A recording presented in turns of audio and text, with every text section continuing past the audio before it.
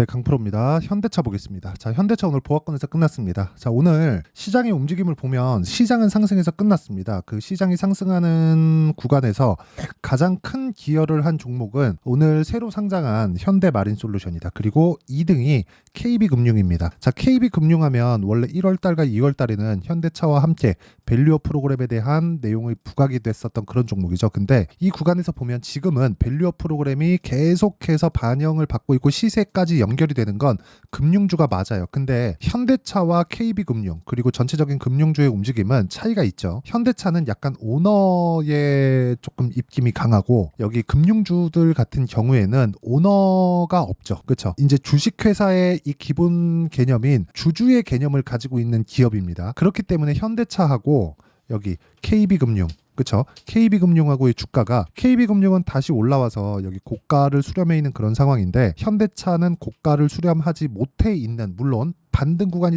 또 나올 거예요. 나올 건데 고가를 수렴은 아직까지 못해 있는 그런 상황이다. 이런 상황이 왜 벌어지냐면 KB금융 같은 경우에는요. 아까 전에도 말씀드렸지만 오너의 개념이 아니에요. 그렇죠. 현대차는 오너의 개념을 가지고 있죠. 즉 대주주의 입장과 왜 오너니까 그렇죠. 여긴 승계도 받아야 되고 승계 절차에 대한 뭐 나한테 이로운 게 무엇일까 그런 부분이 있죠. 그러니까 대주주의 입장하고 일반 주주들의 입장하고의 차이가 있는 거예요. 근데 대주주는 곧 회사라고 볼 수 있으니까 그 회사의 이익과 이 주주의 이익이 상반되는 겁니다. 그런데 KB금융 같은 경우에는 그렇지 않죠. 금융 기업 그렇죠. 뭐 국민은행을 만든 사람이 뭐 창업주가 나와가지고 내가 뭐 승계할 거야 그게 안 되죠. 그렇기 때문에 우리가 봐야 되는 내용은 KB금융을 포함해서 지금 전체적으로 뭐 밸류업 프로그램이 아주 실망스럽지만 밸류업 프로그램에 대한 내용은 기본적으로 이제 그 전에 그렇죠. 이 내용이 나오기 전에 진행됐었던 그 주주 환원을 잘 해왔었던 그런 기업들로만 국한이 되고 밸류업 프로그램에 대한 부분은 이제 끝났다. 하지만 현대차를 봤을 때 그렇죠. 밸류업 프로그램으로 인해서 시세가 먼저 조금이라도 더 빨리 나온 것은 맞습니다. 그런데 애초에 강한 움직임을 보였고요. 그리고 계속해서 이걸 보셔야 되는데 기아. 자, 기아 보셔야 돼요. 기아를 보면 이미 밸류업 프로그램에 대한 내용이 발표되기 전에 어떻게 됐습니까? 12월 달에 이미 신고가를 만들어 놨다는 점. 이런 부분을 감안한다면 자, 지금 현대차가 가격대를 고가에서 거의 뭐 한 3만 원, 4만 원 이 정도 가격대를 유지할 수 있는 건 실적 때문이라는 점을 제가 분명히 말씀드리고요. 그리고 앞으로 실적이 개선될 수 있는 사항들이 있습니다. 실제 북미 쪽에서의 호응도가 굉장히 높고요. 그리고 전기차, 그렇죠? 친환경차 판매량도 지속적으로 높아져 가고 있고 이쪽에 대한 부분은 사실상 시장을 선점해 가고 있다고 봐도 과언이 아닙니다. 물론 이렇게 그 플랫폼 자체가 바뀜에 따라서 그렇죠? 방식 자체가 바뀌었잖아요. 내연기관에서 이쪽으로 바뀌면서 새로운 기회를 얻었다고 보면 됩니다. 그런데 다시 뭐 내연기관으로 돌아간다. 최근에 막 그런 얘기들이 있습니다. 하이브리드 자동차를 조금 더 밀고 뭐 전기차 시대 안 오는 거 아니냐 막 이런 상황이 있던데 요즘에 그 소렌토 하이브리드 같은 거를 못 보셨는지는 잘 모르겠는데 인기가 상당합니다. 그 미국에도 마찬가지예요. 근데 뭐 그런 단계를 거쳐가는 거지 뭐 지금 진행하고 있는 뭐 이 GMP 플랫폼이 뭐 나쁘다 뭐 그런 내용은 아닙니다. 그냥 우리는 현대차 볼 때 뭐 밸류업 프로그램이나 배당이나 그런 부분보다 기본적으로 실적에 대한 증가분 그리고 그 실적에 대한 부분이 추세를 타고 가고 있다. 이 부분에 집중하는 게 중요하다고 저는 판단을 합니다. 자, 그러면 답 나왔죠. 현대차를 봤을 때는 우리가 실적에 집중을 하자. 하지만 실적에 대한 부분이 이걸 한번 보여드리겠습니다. 제가 장기 차트. 자, 기아의 실적을 보면 자, 기본적으로 이익을 보는 것보다 주당 순이익 그리고 매출액을 봐야 됩니다. 볼륨을 높이는 게 주식시장에선 중요해요. 이익이 높아지는 게 더 중요한 게 아니에요? 아닙니다. 매출, 즉 볼륨이 계속해서 높아져야 돼요.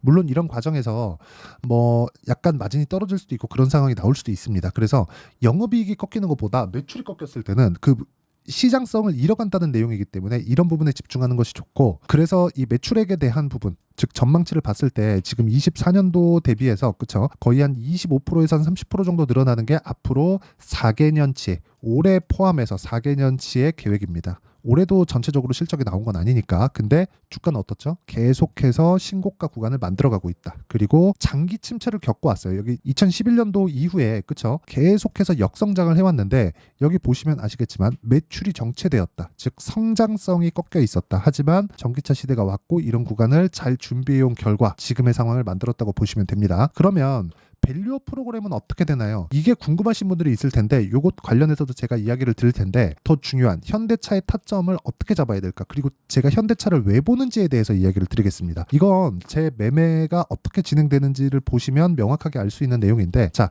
재룡 산업을 보시면 제가 오늘 매도를 했습니다. 매도한 결과 35% 정도 수익 내고 나왔는데 제가 항상 매매하는 과정에서 이렇게 수익을 내는 건 아니에요. 이거 실제 제 계좌에서 거래가 되고 있는 내용이고 이걸 보셔야 됩니다. 미래 가치를 반영하는 주식시장의 특성이 있습니다. 그리고 이건 선반영돼요. 가격이. 그러면 가격이 먼저 올라갔을 때 호재거리가 있다는 거예요. 자, 그러면 이걸 이렇게 보시자고요. 매집한다 장대양봉. 이게 아니라 매집, 매물소와 시세 끝. 그리고 이런 부분이 연결해서 만드는 게 추세입니다. 그렇죠? 그러면 우리는 뭘 보고 사야 돼요? 올라간다, 호재 있네. 호재가 뭐지? 찾아봐요. 그렇죠? 왜? 이쪽 구간이 매집으로 우리가 인식을 하는 겁니다. 이게 틀리다고 하더라도 시세가 이렇게 나오잖아요. 그리고 다른 종목을 보더라도 그래요. DI나 그런 종목을 보더라도 올라가는 구간에서 계속해서 시세가 나옵니다. 이런 상황을 지속적으로 만들어 봐야 돼요. 물론 매매하는 과정에서 예를 들어서 그거예요. YC캠. 자, YC캠을 보면 오늘 제가 매도하고 또 샀어요. 이거 제가 분봉으로 보여드릴게요. 자, 정확하게 제가 매매한 타점을 보여드리면 매수, 매수, 매도, 매수, 하락 이렇게 나옵니다. 하지만 내가 물리더라도 그쵸? 어떻게 돼요? 강세 종목일 수 있는 상황에서 물리자. 근거가 확실해야 된다는 겁니다. 근거가 뭐냐? 전방산업, 즉 YC캠은 유리기판입니다. 유리기판의 수요가 늘어날 수 있다는 기대감이 가지고 있죠. 근데 이 기대감이 소멸될 때가 언제일까요? 뉴스가 나올 때일까요? 아니요. 실적이 나올 때입니다. 그럼 유리기판이 지금 막 상용화 돼서 납품되고 그러고 있나요? 아니잖아요. 그러니까 주가 올라가는 거예요. 그러면 결과가 딱 나오잖아요.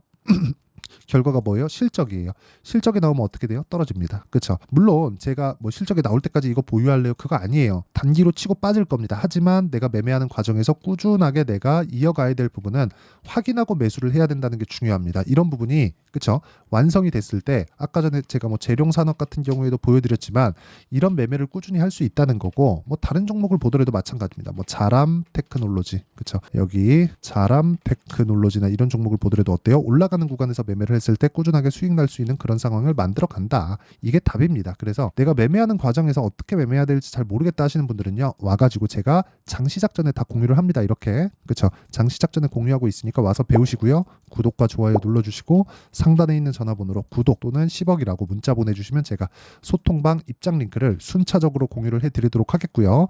그리고 자 현대차를 포함해서 시세가 나오는 원리 그리고 이렇게 타점을 잡는 원리에 대한 부분은요. 아까 전에 말씀드렸죠. 제가 여기 현대차의 단기 보유 전략. 그렇죠? 보유 기간을 줄여야 됩니다. 현대차도 마찬가지예요. 그래서 이 내용과 함께 현대차의 실시간 타점을 제가 문자로 공유를 해드리도록 할 테니까 상단에 있는 전화번호로 현대차 자, 현대차라고 문자 보내주시면 제가 실시간 타점과 함께 단기 보유 전략을 공유해드리도록 하겠습니다. 밸류어 프로그램 관련돼서는 이제 무시하고 가셔도 됩니다. 기본적으로 현대차는 밸류어 프로그램 관련된 내용이 나오기 전부터 강세를 보이고 있었고 그런 과정에서 우리가 중요하게 봐야 될 부분은 가격이 먼저 반영하고 있다. 이 부분이 정말 중요하고요. 철저하게 체크를 해야 되는 건 타점을 언제 잡고 보유 기간을 어떻게 줄일까입니다. 자, 그러면 이 내용을 줄여서 제가 이야기를 드리면 미래 가치를 반영하는 주식시장의 특성을 내가 이해했을 때 꾸준하게 수익을 낼 수 있고 이 꾸준하게 수익 낼 수 있는 방법은 타점을 잡는 거다. 이런 과정에서 손절 있을 수 있습니다. 하지만 손절을 하기 위한 전략조차도 우리가 강한 구간에서 매수했을 때 손절이 나오는 거지 약한 구간에서 매수를 했을 때 내 싸게 잡으려고 약한 구간에서 매수하잖아요. 그러면 손절이 나오는 것 자체도 어렵다. 자, 그래서 이런 부분을 어떻게 이해해서 어떻게 판단해야 내가 꾸준하게 수익을 낼 수 있는지 그리고 어느 정도 성과가 나오는지를 제가 다 이해를 시켜드리도록 할 테니까 영상 끝까지 시청하시고요. 모든 분들이 성공 투자하셨으면 참 좋겠습니다. 자, 24년도가 돼도 여전히 시장은 녹록지 못합니다. 이런 상황이 벌어지는 건 어쩔 수 없습니다. 이런 상황에서도 수익이 나는 종목들의 구조는 변하지 않습니다. 즉 대시세 종목에 대한 구조는 변하지 않는다는 거고 실제 제가 소통방에서 지속적으로 이야기를 드리고 있는 내용도 대시세 종목이나 시장 주도주를 공략하는 건 철저하게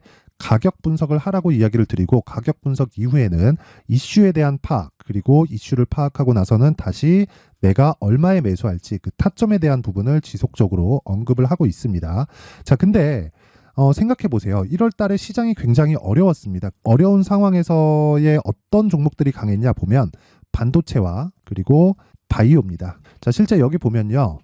HLB에 제가 실제 매매한 내용을 띄워놓고 보여드리고 있는데 1월 22일부터 매매를 시작해서 4일 동안 31%의 수익 마감이 됐고요. 그리고 여전히 신고가 종목입니다. 자, 그리고 그 다음 어보브 반도체, 이름을 보시다시피 반도체 종목이죠. 그리고 AI 반도체는 지속적으로 강세를 보이고 있습니다. 이 종목도 신고가를 먼저 달성한 이후에 제가 21%의 단기간에 21%의 큰 수익을 내고 마감이 됐습니다. 다시 재공략을 준비하고 있고 이런 부분은 소통방에서 다 공유를 해드립니다. 자, 그리고 그 다음 코세스. 자, 코세스 같은 종목도 당연히 그쵸, 신고가 종목이고요.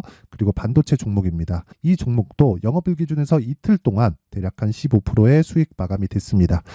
내용을 한번 보시면 어떻습니까? HLB를 포함해서 뭐 30%, 20%, 뭐 15% 이런 식의 수익이 지속적으로 발생하고 있는데 이 세 종목 모두 다 신고가 종목이고 1월 달에 시장이 약세를 보이고 있는 구간에서도 강했었던 그런 종목입니다. 특징점이 하나 있는데 그 이슈에 앞서서 가격이 먼저 반영했다는 거죠. 자, 근데 그게 기업 밸류업 프로그램이라고 하죠. 그 종목들도 마찬가지입니다. 오늘은 그 부분에 대해서 이야기를 드릴 텐데 그렇게 제가 가격을 먼저 보고 이슈에 대해서 파악하는 이유는 결과적으로는 큰 시세를 먹기 위한 사전 준비 작업입니다. 실제로 큰 시세를 먹기 위해서 사전 준비 작업을 했을 때 여기 레인보우 로보틱스 127% 그리고 ISC 98% 그리고 한미반도체 97%의 큰 수익을 내는 상황을 만들 수 있습니다. 어떤 식으로 소통방에서 진행됐는지 그쵸, 그 상황을 제가 이야기를 드린 건데 이런 상황도요 당연히 신고가를 공략했을 때 가능한 겁니다. 자, 그러면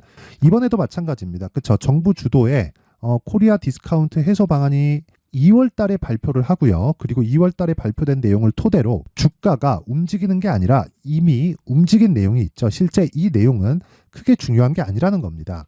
실제 움직인 내용을 보면 자, 기아차입니다. 실제로 12월 달에 신고가를 만들어 놓고 정부에서 입김을 불어 넣으니까 순식간에 기아차를 포함해서 현대차 같은 거대 기업들의 주가가 2주도 채 되지 않아서 40% 정도의 큰 시세를 냅니다. 자, 그러면 우리는 어떤 종목을 봐야 될까요? 이슈를 파악해야 되는 것도 맞지만 철저하게 가격에 맞춰서 매매를 해야 되는 게 당연히 중요합니다. 정부가 주도하는 정책 방향이 있겠죠. 그 방향에 맞춰서 우리가 종목을 찾을 필요가 있다.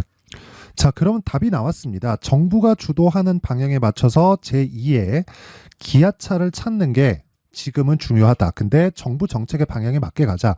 그랬을 때 앞서서 제가 보여드렸었던 내용인 여기 레인보우 로보틱스 127% 그리고 ISC 98% 그리고 한미반도체 97%와 같은 수익을 낼 수 있습니다. 물론 시간에 대한 부분은 최소 2주의 시간이 필요하고요. 그리고 최장 3개월 안에 끝내야 됩니다. 자, 기아차의 시세를 보셨던 것과 같이 2월 달에 정부 정책의 방향이 결정되고요. 바로 3월 달이면 시행입니다. 자, 그러면 우리는 거기에 맞춰서 당연히 종목을 찾아야 되고 제가 제2의 기아차를 찾아놨습니다. 제가 아까 전에 소통방에서 이야기를 드렸었던 내용 다 공개를 해드렸는데 그 내용처럼 종목만 받고 싶다 하시는 분들은요. 상단에 있는 제 전화번호로 대시세, 자, 대시세라고 문자를 보내주시면 정부 정책의 방향에 맞는 종목을 모든 분들에게 무료로 공개를 해드리도록 하겠습니다. 자, 제가 원하는 건 채널 성장이 목적입니다. 자, 그래서 구독과 좋아요 꼭 좀 부탁드리고요. 모든 분들이 정부 정책에 맞는 방향으로 매매를 이어가서 큰 수익 보셨으면 좋겠습니다.